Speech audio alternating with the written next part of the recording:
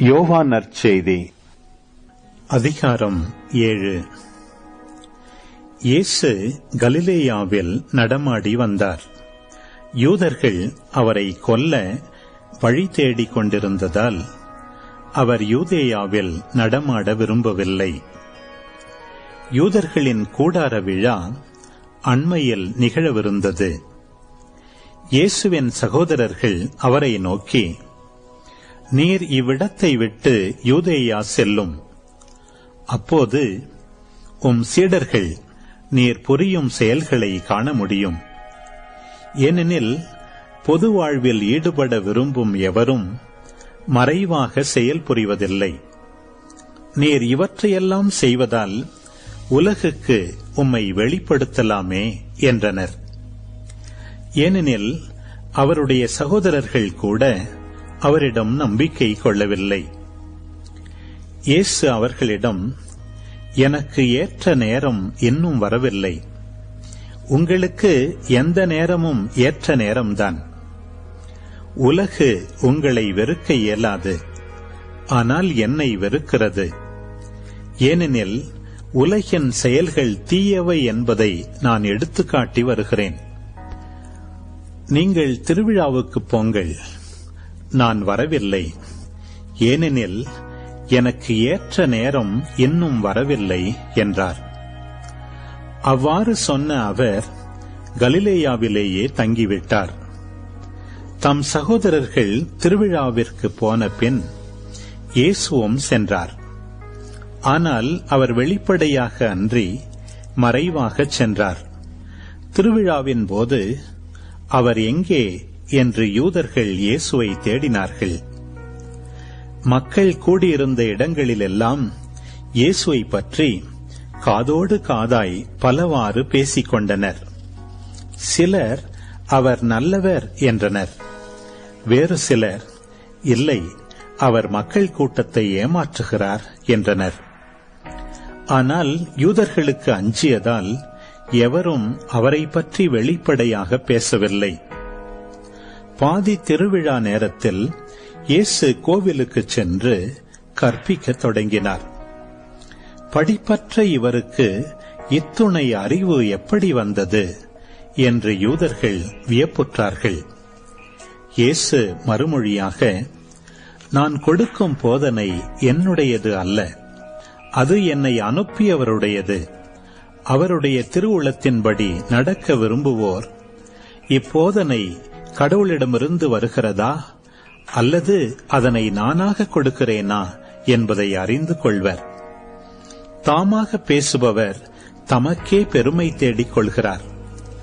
தம்மை அனுப்பியவருடைய பெருமையை தேடுபவர் உண்மையுள்ளவர். அவரிடத்தில் பொய்மை இல்லை. மோசே உங்களுக்கு திருச்சட்டத்தை கொடுத்தார் அல்லவா? எனினும் உங்களுள் யாரும் அச்சட்டத்தை கடைபிடிப்பதில்லை. இப்போது என்னையும் கொல்ல பார்க்கிறீர்களே என்றார். மக்கள் மறுமொழியாக, யார் உன்னை கொல்ல பார்க்கிறார்? உனக்கு பேய் பிடித்திருக்கிறது என்றனர். இயேசு அவர்களை பார்த்து, ஓய்வு நாளில் நான் செய்த ஒரே ஒரு செயலை பற்றி நீங்கள் அனைவரும் வியப்புறுகிறீர்கள். மோசே கொடுத்த விருத்த சேதன சட்டப்படி நீங்களே ஓய்வு நாளில் விருத்த சேதனம் செய்கிறீர்கள்.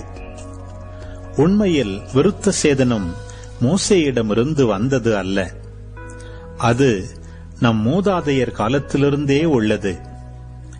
ஒருவர் ஓய்வு நாளில் விருத்த சேதனம் செய்தாலும் ஓய்வு நாள் சட்டம் மீறப்படுவதில்லையானால், அதே ஓய்வு நாளில் நான் முழு மனிதனையும் நலமாக்கியதற்காக நீங்கள் சினம் கொள்வதேன்? வெளித்தோற்றத்தின்படி தீர்ப்பளியாதீர்கள், நீதியோடு தீர்ப்பளியுங்கள் என்றார். எருசலேம் நகரத்தவர் சிலர், இவரைத்தானே கொல்லத் தேடுகிறார்கள். இதோ இங்கே இவர் வெளிப்படையாய் பேசிக் கொண்டிருக்கிறாரே, யாரும் இவரிடம் எதுவும் சொல்லவில்லையே. ஒருவேளை இவரே மெசியா என்று தலைவர்கள் உண்மையாகவே உணர்ந்து கொண்டார்களோ? ஆனால் மெசியா எங்கிருந்து வருவார் என்பது யாருக்கும் தெரியாமல் அல்லவா இருக்கும்? இவர் எங்கிருந்து வருகிறார் என்பது நமக்கு தெரியுமே என்று பேசிக் கொண்டனர். ஆகவே கோவிலில் கற்பித்துக் கொண்டிருந்த போது இயேசு உரத்த குரலில், நான் யார், நான் எங்கிருந்து வந்தேன் என்பவை உங்களுக்கு தெரியும். ஆயினும் நானாக வரவில்லை, என்னை அனுப்பியவர் உண்மையானவர். அவரை உங்களுக்கு தெரியாது, எனக்கு அவரை தெரியும். நான் அவரிடமிருந்து வருகிறேன், என்னை அனுப்பியவரும் அவரே என்றார். இதை கேட்ட அவர்கள் இயேசுவை பிடிக்க முயன்றார்கள். எனினும் அவருடைய நேரம் இன்னும் வராததால் யாரும் அவரை தொடவில்லை. கூட்டத்திலிருந்த பலர் இயேசுவிடம் நம்பிக்கை கொண்டனர். அவர்கள், மெசியா வரும்போது இவர் செய்வதை விடவா மிகுதியான அருமடையாளங்களை செய்யப் போகிறார் என்று பேசிக் கொண்டார்கள். இயேசுவை பற்றி மக்கள் காதோடு காதாய் பேசுவதை பரிசேயர் கேள்விப்பட்டனர். எனவே அவர்களும் தலைமை குருக்களும் அவரை பிடித்து வரும்படி காவலர்களை அனுப்பினார்கள். எனவே இயேசு, இன்னும் சிறிது காலமே உங்களோடு இருப்பேன், பின்னர் என்னை அனுப்பியவரிடம் செல்வேன். நீங்கள் என்னை தேடுவீர்கள், ஆனால் காண மாட்டீர்கள். நான் இருக்கும் இடத்திற்கு உங்களால் வரவும் இயலாது என்றார். இதை கேட்ட யூதர்கள், நாம் காண முடியாதவாறு இவர் எங்கே செல்லப் போகிறார்? ஒருவேளை கிரேக்கரிடையே சிதறி வாழ்வோரிடம் சென்று கிரேக்கருக்கு கற்றுக் கொடுக்கப் போகிறாரோ? நீங்கள் என்னை தேடுவீர்கள், ஆனால் காண மாட்டீர்கள். நான் இருக்கும் இடத்திற்கு உங்களால் வரவும் இயலாது என்றாரே, இதன் பொருள் என்ன என்று தங்களிடையே பேசிக் கொண்டார்கள்.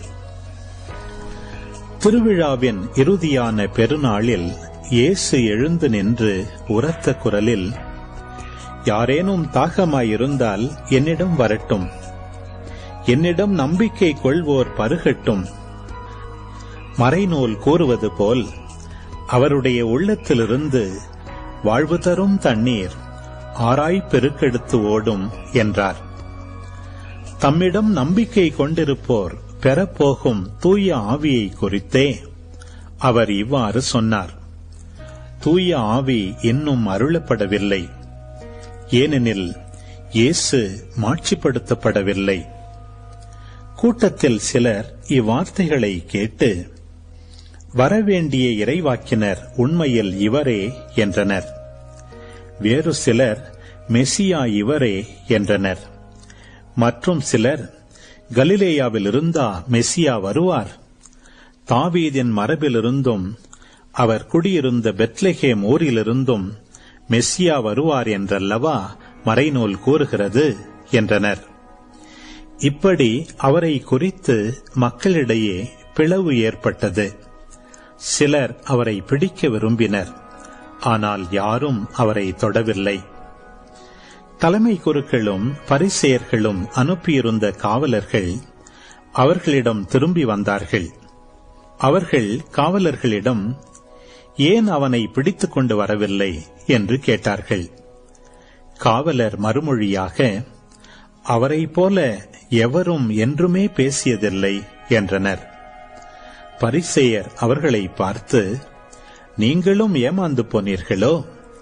தலைவர்களிலாவது பரிசேயர்களிலாவது அவனை நம்புவோர் யாராவது உண்டா? இம்மக்கள் கூட்டத்துக்கு திருச்சட்டம் தெரியாது, இவர்கள் சபிக்கப்பட்டவர்கள் என்றனர். அங்கிருந்த பரிசேயருள் ஒருவர் நிக்கதேம். அவரே முன்பு ஒரு நாள் இயேசுவிடம் வந்தவர். அவர் அவர்களிடம், ஒருவரது வாக்குமூலத்தை கேளாது, அவர் என்ன செய்தார் என்று அறியாது ஒருவருக்கு தீர்ப்பளிப்பது நமது சட்டப்படி முறையாகுமா என்று கேட்டார். அவர்கள் மறுமொழியாக, நீரும் கலிலேயரா என்ன? மறைநூலை துருவி ஆய்ந்து பாரும், அப்போது கலிலேயாவிலிருந்து இறைவாக்கினர் யாரும் தோன்றுவதில்லை என்பதை அறிந்து கொள்வீர் என்றார்கள். அவர்கள் ஒவ்வொருவரும் அவரவர் வீட்டுக்குச் சென்றார்கள்.